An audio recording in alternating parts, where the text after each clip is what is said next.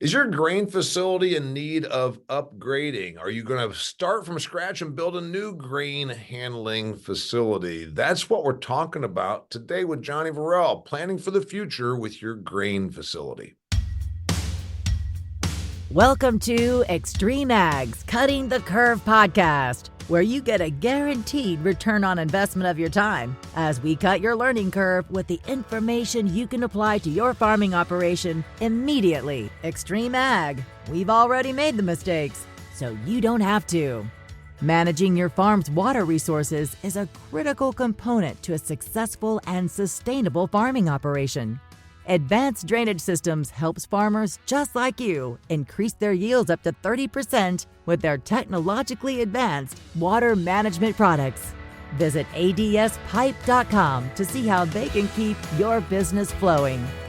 Now, here's your host, Damian Mason. Hey there, welcome to another fantastic episode of Extreme Ag's Cutting the Curve. Got Johnny Verell on here, Extreme Ag guy, Jackson, Tennessee farmer. I was at his farm in June, the end of June, and we did some recording around his grain facility. Big, huge, wonderful, modern dryer. Talked about some of the reasons they selected the drying system they have. Talked about a lot of other things. And then one thing I said, you know what we should really record about? You spent millions of dollars here because let's face it, in these times, the average farming operation that's of scale has a bigger grain facility than a local grain elevator did just 20, 30 years ago. It's a big expenditure. It's a long-term capital expenditure. It's going to be around for arguably the next 30 or plus years. Are you really thinking through this? Many people that you talk to have a little bit of regret. You know what? I should have done this when we did this huge expansion of the grain facility. So I thought, Johnny, why don't you talk about all the things that came into your mind and your planning, what you got right, what you'd maybe tweak moving forward on this huge facility that you put in place? Because you know what? A lot of people are going through this right now in terms of expanding their grain facility. Yeah, so like for us, 2006, we were predominantly cotton, and we transitioned into grain going in 2007. And we're like, we'll sell a cotton picker, we'll get a grain system put into place. And there was really not a lot of grain bins around us at the time.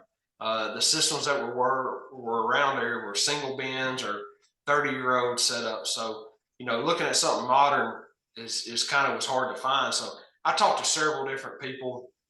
We went and looked at several different operations and stuff like that. And what's funny is you never find anybody that was just perfectly happy with what they built. There's always something you would do different, and that was something that we learned early on. And so we've learned a lot, from 2007, and like in 2013 we put a separate system in almost side by side, because you just start learning what is your bottleneck, what is going to shut you down one day when you're harvesting and something breaks. So for me, it's almost like you need a peer group. You need to go look at everybody's setups. You need to ask everybody what not to do. Yeah. Have you ever heard of a farmer saying they got a big enough grain bin system or a big enough bin? No, you always need bigger, and you run into issues when you get too big in bins. It's a lot more to it, but I think every farmer would tell you there's something they would do different. So, by the way, that is dead on. I had somebody say something really smart to me once. I've done some buying of houses and trying to make a dollar, fix them up. I had somebody say something really smart once. They asked if I was ever going to build my dream home. And I said, no, I don't even know what that would look like. And also, it's a moving target. And then this smart person said, biggest mistake we made is we built a house that we thought was going to be our forever home, but we were so young, we didn't realize what all we really wanted. It's kind of a similar concept. Your farm keeps evolving. You switch, not just, generally acres grow, you get more acres, let's say, but you change your cropping mix. So that's a big change. Yeah, obviously, from cotton to grain. Okay, we need some grain handling facility. It moves with time. You talked about capacity. Yeah, I need more, but also some of the other things, the things that the technology comes in and the needs you have. Just since you built yours, you said the first big expansion was 07, then again, some stuff in 13, then again, a year or so ago, right? That's right. So, in 2007, we put in a system that we thought would be everything we ever needed.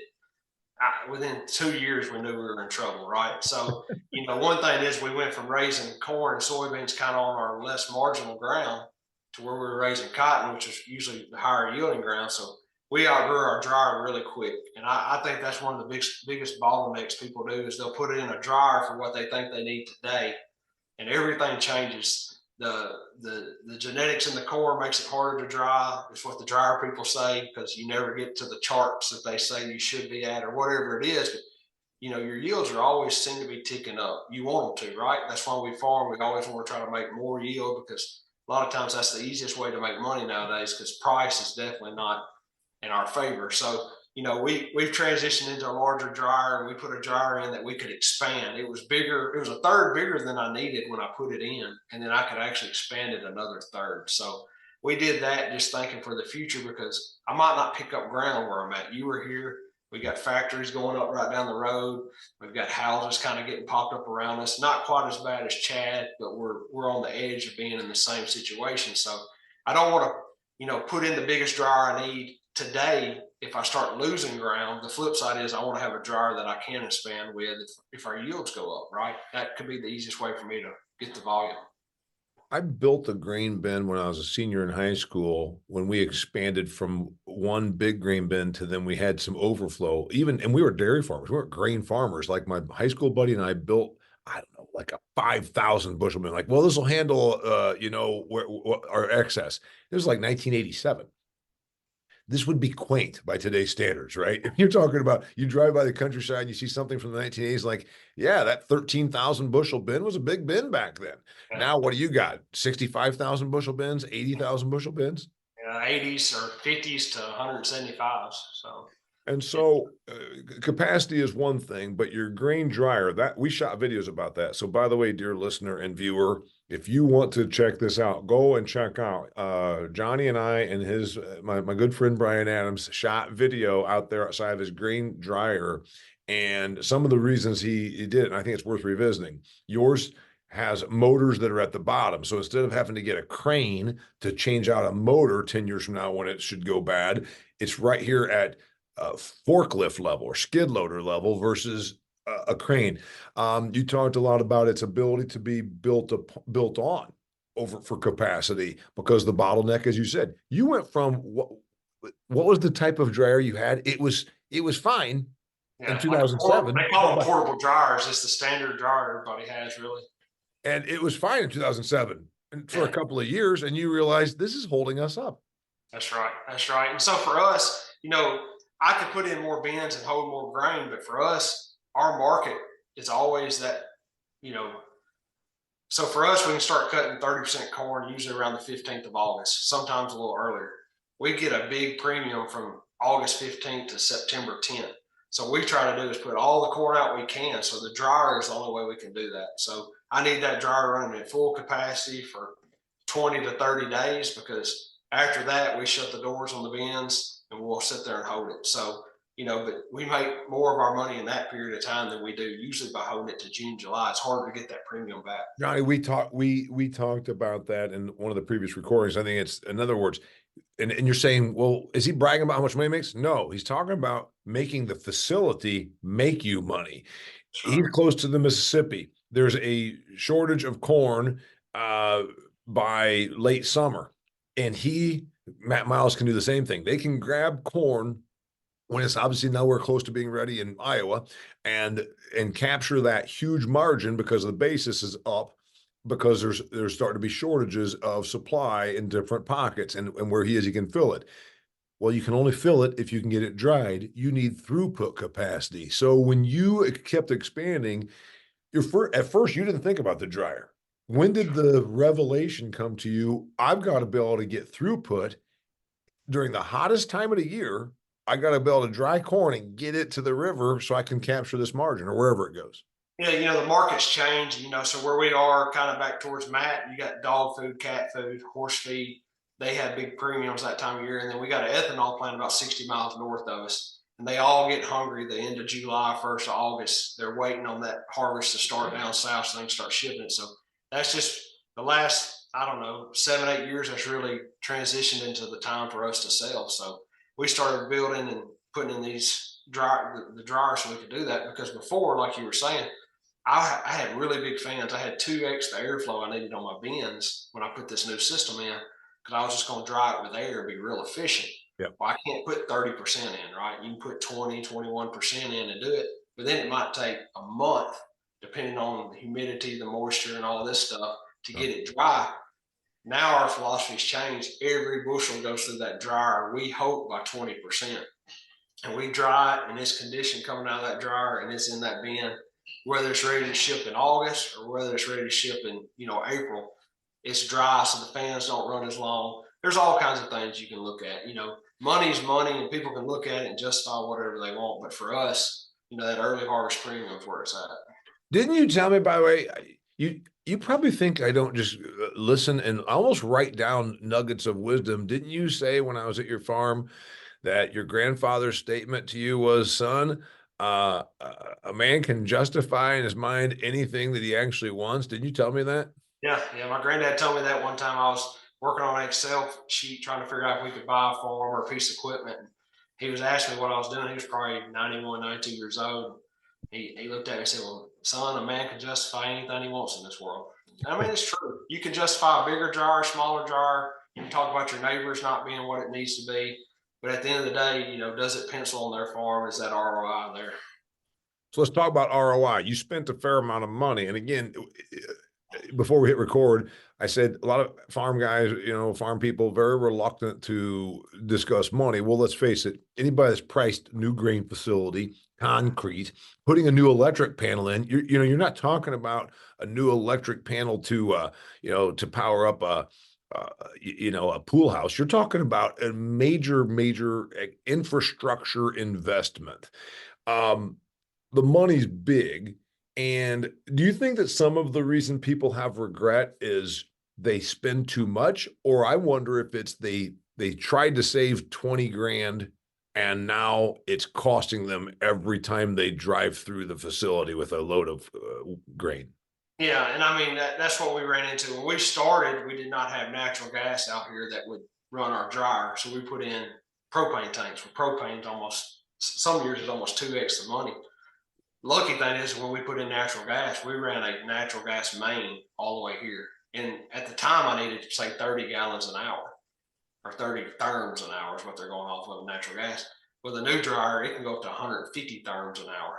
Well, just think if I'd have spent, say, 20 grand at the time to put in what I needed, or I could have spent 30 and put in a big main all the way here that you had to replace or put in a whole. And it's the same thing. So, thinking ahead, we're starting to run into now where we kind of maxed out our electric system that we have here. Yep. The panels we put in, everything was built for so many amps, and we've added a dryer, we've added more bins. If I had to do it over again, I'd have made sure I could not have maxed that out, because to put in a new service, it'd cost probably 3x the money now that it did just back then, because the stuff's gone up, the labor's gone up on the electrician.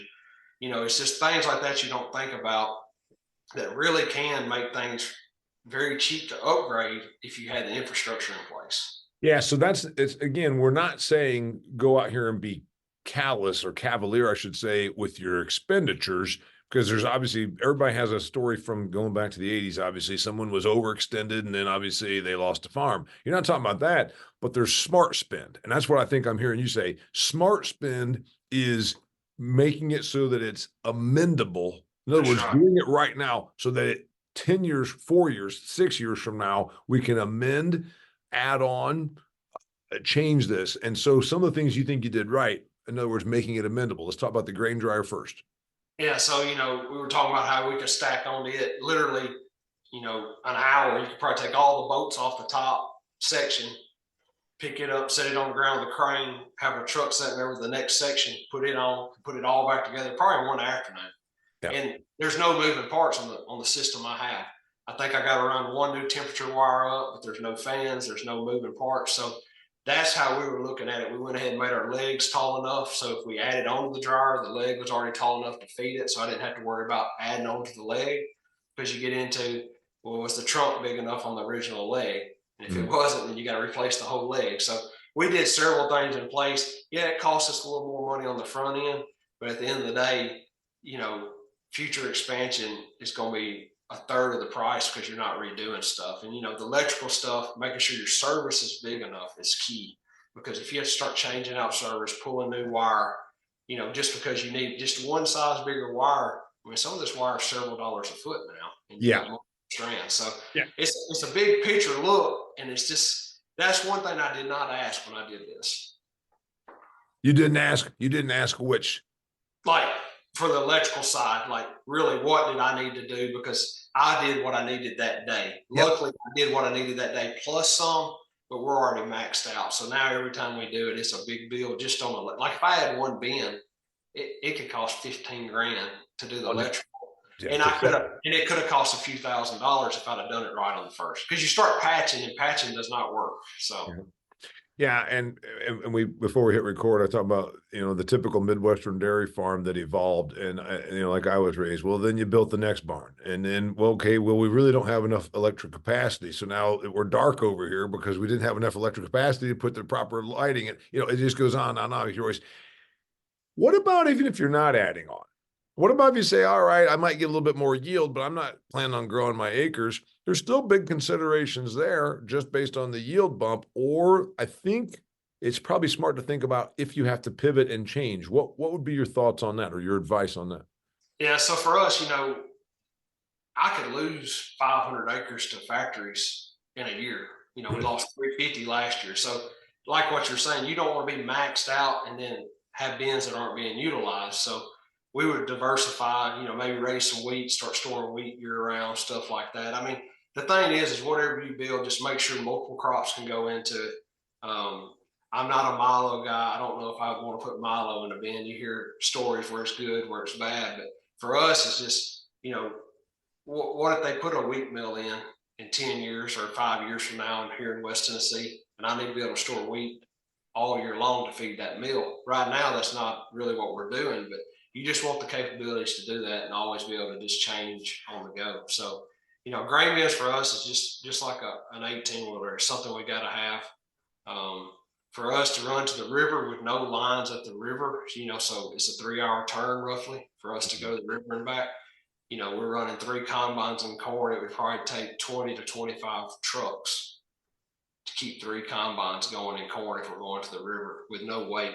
Yeah. Whereas the system we have here, we're running 6 trucks to the grain facility. Yeah, so your capacity is such that it keeps your field, your harvest moving without any, because you're just at the edge of getting to where you might even have some hurricane issues like Matt talks about down in Arkansas, because you're at the north end of the Delta.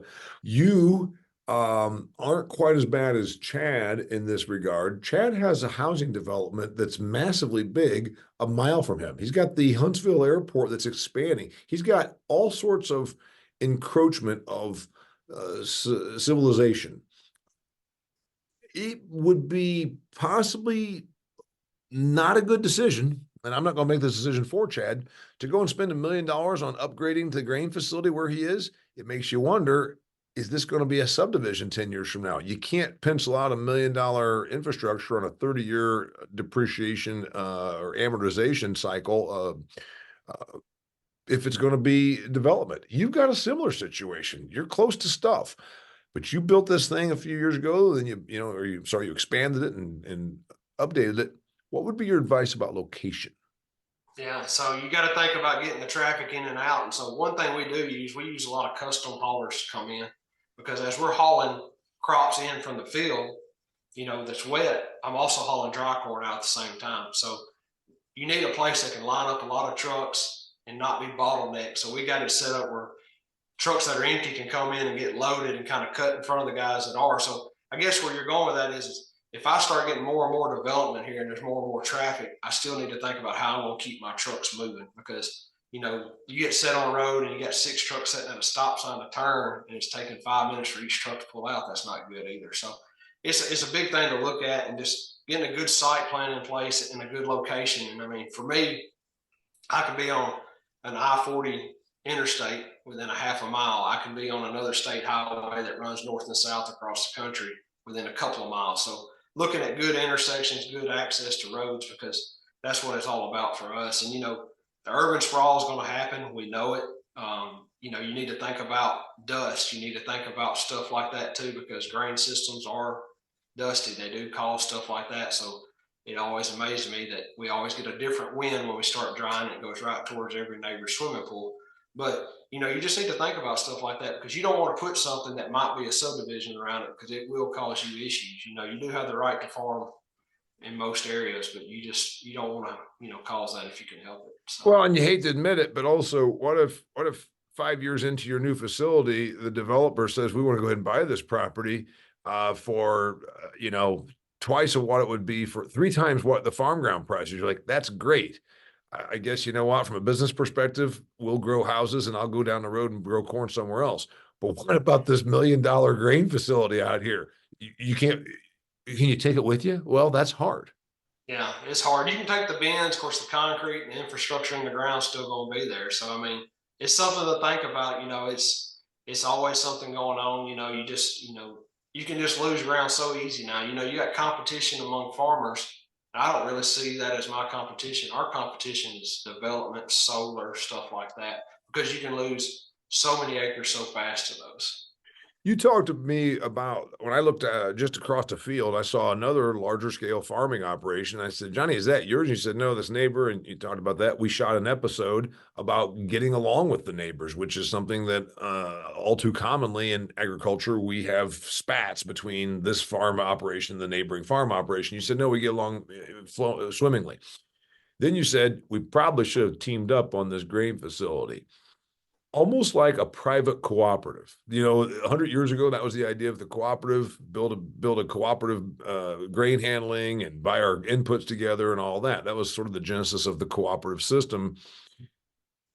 Wouldn't that make sense for some farming operations? I mean, once it gets to where it's like, yeah, you farm 5,000 acres, we farm 5,000 acres. Let's go ahead and have a large grain terminal. And then it's just a matter of weigh tickets or some management, but the commingling of capital, would it make sense? Yeah, I think it would. I mean, we kid around about it all the time. Still to this day, we talk about it because we both put in bins, we both put in dryers, we both had to pay for electrical infrastructure, natural gas infrastructure, the gravel around the bins. A lot of that stuff would have cost the exact same if we'd have put in the same one location. And you could have had an on-site manager that was there every day, make sure everything was done right. You look at trucks and stuff like that. A lot of days I'm trucking, he's not. So you could really, done like a co-op mentality. One thing that me and him did do together, we bought a grain bagger and unloader together. And we did that because just like this year, we both had really good corn crops. He bagged grain, I bagged grain. Those things are very expensive when you only use them once every 5 years. But when you split costs like that, it really helps. So for us, we still share stuff where we can, but it really would have been a good thing to put it in just because, like I said, your natural gas and your electric would have really cost the same. And you could have had 2 extra storage. Yeah, right. Yeah, you still would be building the same number of bins, but some of the, again, infrastructure, once you're starting to once the power is brought there, then boom, and the gas in particular. But yeah, you're going to have more bin expense, but you're also going to have some economies of scale, shall we say, if you teamed up. So you think that would make sense? Do you see that happening? Do you think that there's going to be too much competition between me and the neighbor and I want to pick up acres? I don't know. I think if we had to do it over again, 100% we'd have done it together because, like I said, he's expanded, I've expanded, and we still don't have enough. But we could have done it together, and it would have really worked because he's in cotton still. So on yours, he had more cotton, I'd have had more bin space. You see what I'm saying? It would have really worked back and forth. So I just think a lot of times farmers get hung up on this is what I need, and if they could work together on what we all need, it'd really benefit things. And I know different parts of the country it doesn't work that way, but yeah. Really, in the future, it's going to be a team effort. I can tell you that for us to because I think the numbers get one of the reasons is capital, right? Yeah, absolutely. What about if you had to, when you talk about planning for the future, 10 years from now, you've got this facility and your acres, you keep losing a little bit. Do you see yourself ever like being a custom dryer and storer for somebody else? Like, hey, I can take in neighbor Bob and so they are under capacity on their grain facility. You can just be a custom dryer and handler for them. Would you see that being something you could do? Yeah. I guess the last 2 or 3 years we've done that with a couple of different farmers to where, like this year, the bean basis went $1.50 to $2 down in a couple of weeks. we stored beans here for them, and I just store it. So we weigh it in, weigh it out. We know exactly what it is. I charge them so much a bushel to do it. And it just gets them out of a bind because their truck's not sitting at the river for 7 hours waiting to dump. It keeps everybody going. It helps me out because I sold what I thought at the time was too many beans because the price was up. So I had bin space that I utilize now. And that just helps go towards, if you do several thousand bushels, it really helps go towards the repair because there's always something around that needs to be worked on. So let's talk about the money side of this. You're talking about financing a couple $1 million pretty easily of this kind of facility. Is there anything that you learned about getting it done? I know about going and buying a chunk of farm ground comes for sale. You know about getting financing to, expand your machinery fleet with a new combine. Is there anything unique or different about financing a grain facility? Yeah, I mean, for me, like if I was wanting to finance the big dryer when I wanted to do that, I had to prove it to my dad and to my granddad. But when I showed it to the banker too and showed him a spreadsheet of where this was going to work, this is going to be like a 2-year payoff. We can do a 7-year loan, but 2 years it's probably going to pay. It just makes things cash flow better. And I will say this, there is a lot of grant programs out there for energy efficiency grants and stuff like that I've utilized over the past that help you do projects like this because it makes you more energy efficient. So people really need to pay attention to those because that's out there. It's a lot of work, a lot of paperwork, but there's people that help you do it, and you might as well take advantage of it if it's what your operation needs. Well, I like that because we're talking about different things that, green initiatives from utilizing solar to those kind of things. Wind turbines don't necessarily dry corn. We still need natural gas, but there are some programs out there. I almost see that expanding, don't you? Yeah, absolutely. Absolutely. And I think you just need to stay educated. And I hear about programs like that by going to meetings. You every now and then you'll see something pop up on Facebook or social media, but you go to meetings and you hear what a lot of these larger scale farmers are doing, and they'll tell you, how they're doing it and, how they're changing out diesel power units from grain irrigation wells to electricity. A lot of times it's by programs like that. So yeah. Okay. I've been to your facility. I like it. It could continue to grow. At what point do you make a decision where, because a lot of times you say, okay, expand and grow. At what point would you make a decision it's time to move down the road and start again, or it's time to scrap this? In other words, yours is still completely functional, new, etc. We talk about those older ones. Is there time to just say, yeah, that's yesterday's time to start new? Isn't there probably a case be made for that decision, which is probably planning for the future but difficult? Yeah, I mean, I guess so. I would think if I ever needed another location, I would just use the one I have here. But if I picked up ground, maybe in a neighboring county or something like that, have a pod there. It's kind of how I would look at it. For me to quit farming here, I guess I'd be forced out by housing and stuff like that. So you hope you don't ever see that. But I mean, that's one thing that keeps me from putting in more bins every year is because you just don't know. Like I said, you lose a couple hundred acres at a time. It hurts, 40 acres is one thing, but. Yeah. So you wouldn't be opposed to going and starting a satellite area, and you would probably start or do something like that. Yeah, I would not be opposed to that if it made us more efficient because, like I said, the trucks driving down the road, sometimes you'd be better off just having another location, where you're more centralized. Where I'm at right now, really 5 to 10 miles is as far as we really have to go. So I'm very fortunate. If you start traveling 60, 70 miles to get back, or even 30 miles, you'd probably be better off having another hub. Johnny, it's a big number to get over. I mean, I can see where there's a reluctance to even pull the trigger on it. And like, I'm just going to haul my stuff to town. But you've made the case for trucking time, sitting time, employees sitting around, then your combine is sitting. You think it's this facility makes you money because of getting the crop done. Talked about, August harvest and taking 30% corn because you're getting a huge basis. It makes you money.